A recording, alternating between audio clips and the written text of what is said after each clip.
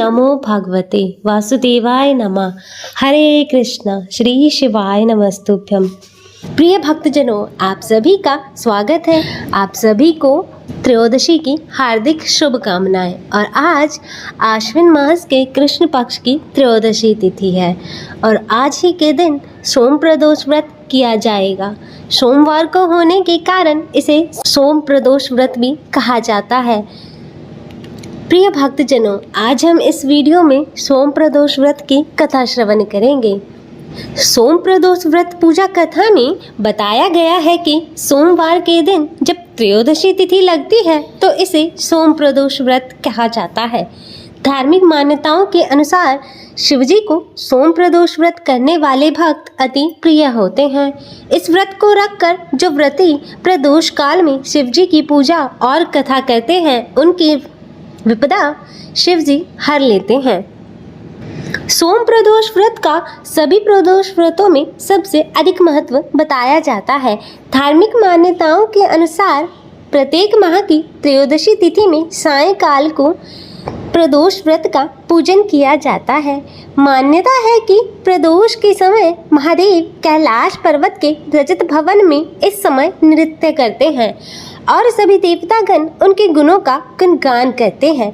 ऐसे में जो भी जातक यह व्रत करते हैं, भोलेनाथ की कृपा से उन्हें सभी मनोवांछित फलों की प्राप्ति होती है और उनकी सभी मनोकामनाएं पूर्ण होती हैं।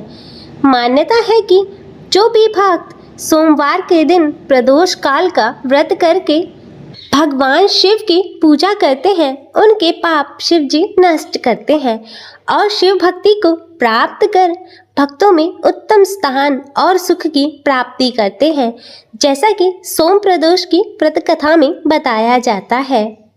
तो आइए भक्तजनों, श्रवण करते हैं सोम प्रदोष की व्रत कथा। मैं सभी भक्तों से निवेदन करती हूँ कि कथा को पूर्ण श्रवण कीजिएगा, क्योंकि अधूरी कथा श्रवण करना शुभ नहीं माना जाता। इससे साधक मनोवांछित फलों से वंचित हो जाता है। तो प्रिय भक्तजनों, आप सभी भोले शंकर का ध्यान करते हुए भक्तिपूर्ण भाव से कथा को पूर्ण श्रवण कीजिएगा।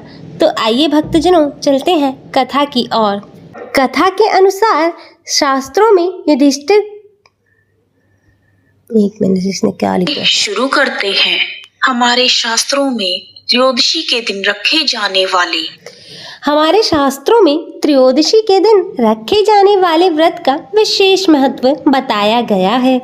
सोमवार को आने वाले व्रत को सोम प्रदोष कहा जाता है। सोमवार का दिन भगवान भोले शंकर को समर्पित होता है और त्रयोदशी के दिन प्रदोष काल में भगवान शिव और माता पार्वती की पूजा की जाती है। त्रयोदशी तथा सोमवार का दिन साथ आने पर इसका महत्व और भी अधिक हो जाता है।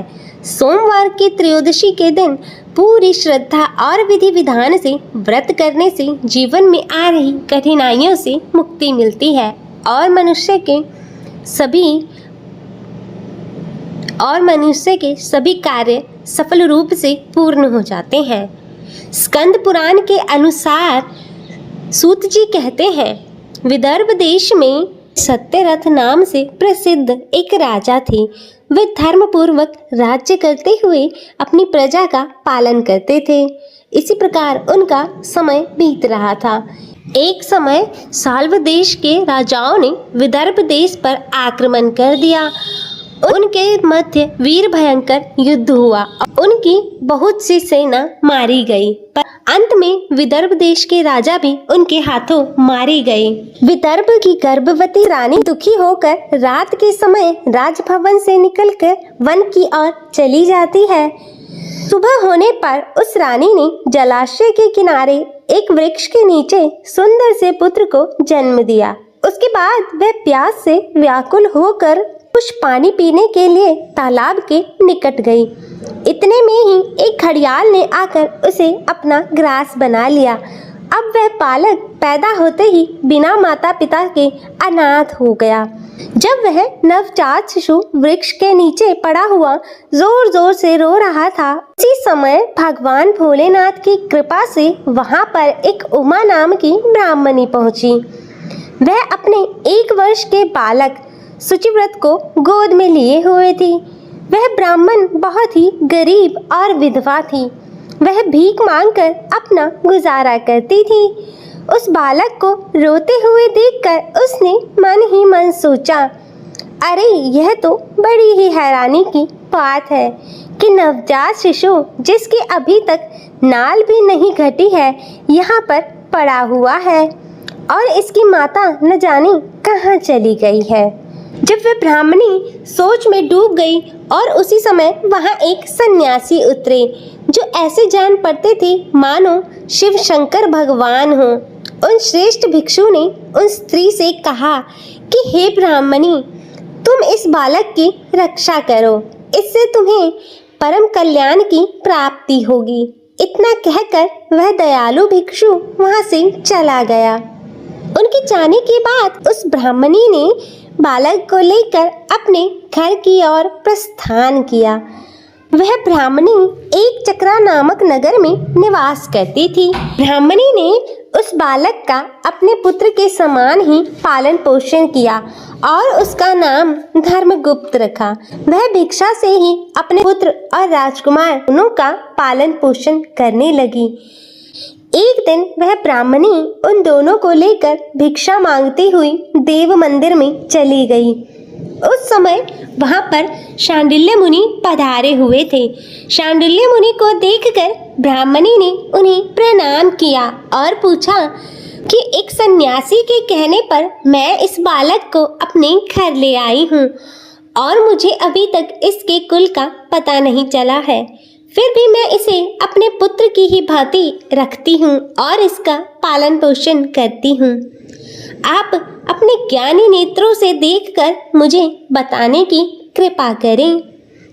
यह बालक किस कुल में उत्पन्न हुआ है और इसके माता पिता कौन है? तब मुनि बोले, यह विदर्भ देश के राजा का पुत्र है।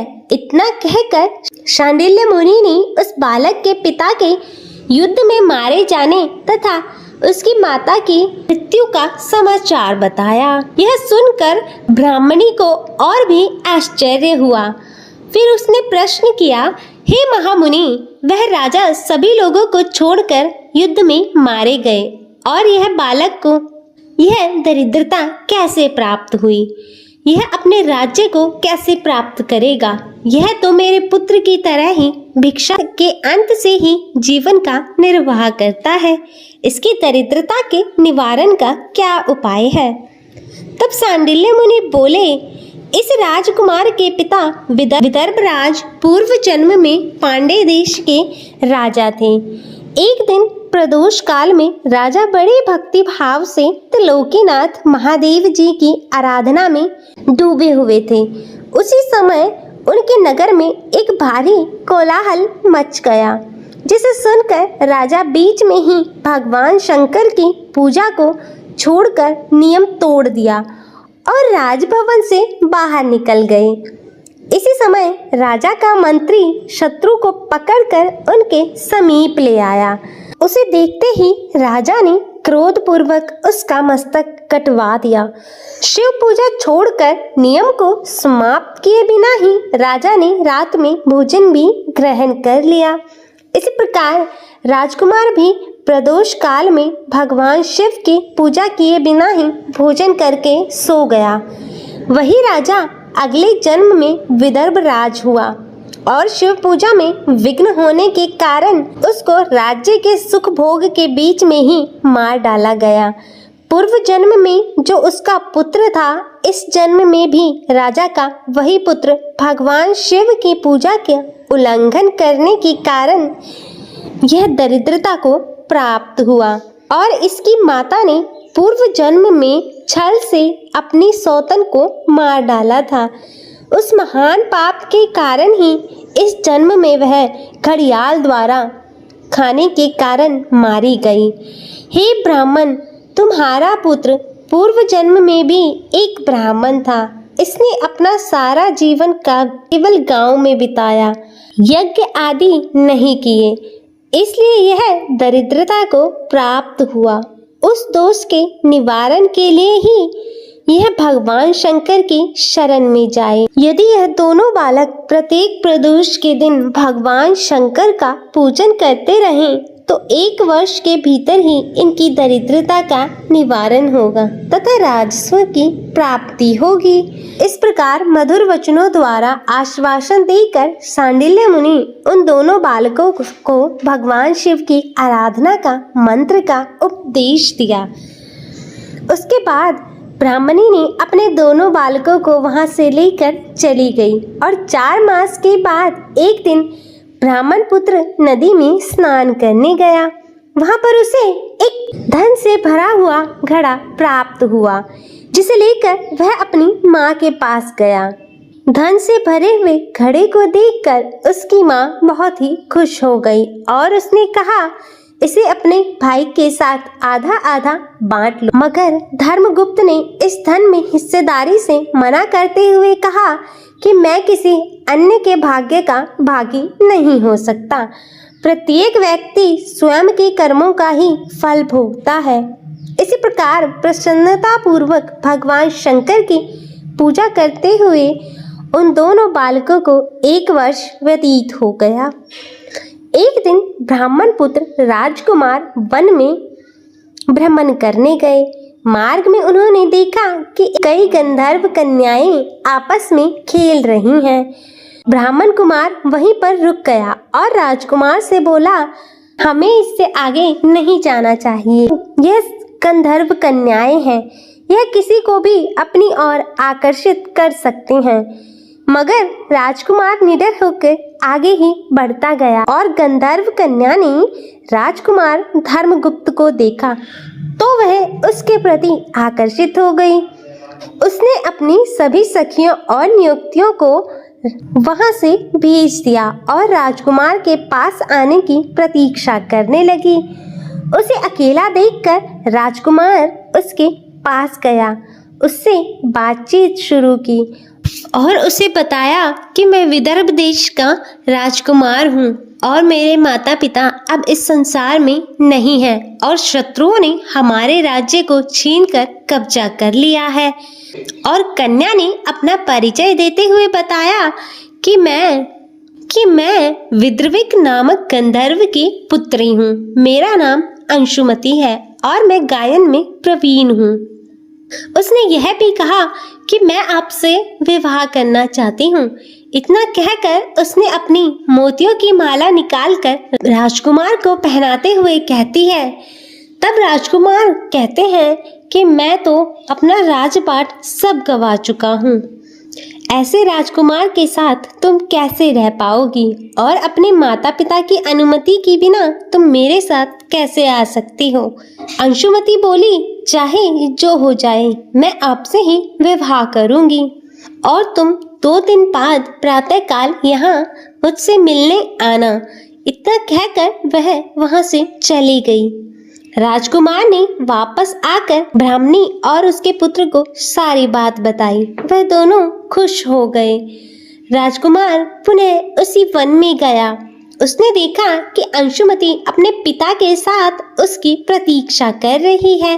तब गंधर्व राज ने राजकुमार से कहा कि मैं कैलाशपुरी गया था। भगवान शिव और माता पार्वती ने स्वप्न में मुझे बुलाकर कहा कि धर्मगुप्त नामक राजकुमार राज्य से विहीन होकर भटक रहा है। तुम उसके पास जाओ और राज्य को पुनः प्राप्त करने में उसकी सहायता करो। उनकी आज्ञा के अनुसार मैं अपनी पुत्री अंशुमति का हाथ तुम्हारे हाथ में दे रहा हूँ, अर्थात तुम्हारा इससे विवाह कराना चाहता हूँ और मैं तुम्हारा राज्य प्राप्त करने में तुम्हारी सहायता करूँगा और मेरी पुत्री 10,000 वर्षों तक तुम्हारे साथ इस पृथ्वी पर रहेगी। भगवान शिव के कथनानुसार राजकुमार धर्मगुप्त और अंशुमति का विवाह हो गया। अंशुमति के पिता ने अपनी गंधर्व सेना आदि राजकुमार को दे दी। सेना की सहायता से उसने अपने शत्रुओं को परास्त कर दिया और अपने पिता का खोया हुआ राज्य उसने प्राप्त कर लिया। अब राजकुमार धर्मगुप्त राजा बन गया। उसने अपने बुरे समय में उसे पालने वाली ब्राह्मणी को राजमाता का पद दिया और शुचिव्रत को अपने छोटे भाई के समान राजमहल में स्थान दिया। इस प्रकार नियमित रूप से प्रदोष व्रत करने से ब्राह्मणी और उसके पुत्र शुचिव्रत तथा राजकुमार धर्मगुप्त को धन धान्य तथा सुख संपत्ति की प्राप्ति हुई। सूत जी कहते हैं, जो मनुष्य इस व्रत प्रदोष व्रत के समय पुण्य महात्म्य कथा को एकाग्रचित होकर सुनते हैं अथवा पढ़ते हैं, उन्हें 100 जन्मों तक कभी दरिद्रता नहीं होती है और अंत में वे ज्ञान के ऐश्वर्य से मुक्त होकर परम धाम को प्राप्त करते हुए भगवान शंकर माता पार्वती की परम धाम को प्राप्त होते हैं। बोलो श्री शंकर भगवान की जय, माता पार्वती की जय। अतः हे भगवान भोलेनाथ और माता पार्वती, जिस प्रकार आपने उस ब्राह्मण की दरिद्रता दूर की और उस राजकुमार को उसका राज्य पुनः प्राप्त कराया, उसी प्रकार सभी के जीवन से दरिद्रता को दूर करना और सभी के जीवन में सुख संपत्ति और ऐश्वर्य देना, सभी पर अपनी कृपा बनाए रखना और सभी का मार्गदर्शन करना। हर हर महादेव। जय शिव ओमकारा, ओम जय शिव ओमकारा। ब्रह्मा विष्णु सदा शिव, ब्रह्मा विष्णु सदा शिव, अर्धांगी धारा। ओम जय शिव ओमकारा। एकानन चतुरानन पंचानन राजे, ओ भोले पंचानन राजे। हंसानन गरुड़ासन, हंसानन गरुड़ासन, वृषवाहन साजे। ओम जय शिव ओमकारा। 2 भुज 4 चतुर्भुज 10 भुज अति सोहे, हो भोले 10 भुज अति सोहे। त्रिगुणी रूप निरखता, त्रिगुणी रूप निरखता, त्रिभुवन जन मोहे। ओम जय शिव ओमकारा। अक्षमाला वनमाला रुंडमाला धारी, ओ बोले रुंडमाला धारी। चंदन मृग मद सोहे, चंदन मृग मद सोहे, भाले शशिधारी। ओम जय शिव ओमकारा। श्वेतांबर पीतांबर बागंबर अंगे, हो बोले बागंबर अंगे। सनकादिक गरुणादिक, सनकादिक गरुणादिक, भूतादिक संगे। ओम जय शिव ओमकारा। करके मध्य कमंडलु चक्र त्रिशूल धरता, ओ स्वामी चक्र त्रिशूल धरता। जग करता जग भरता, जग करता जग भरता, जग संहार करता। ओम जय शिव ओमकारा। ब्रह्मा विष्णु सदा शिव, जानत अविवेका, हो भोले जानत विवेका।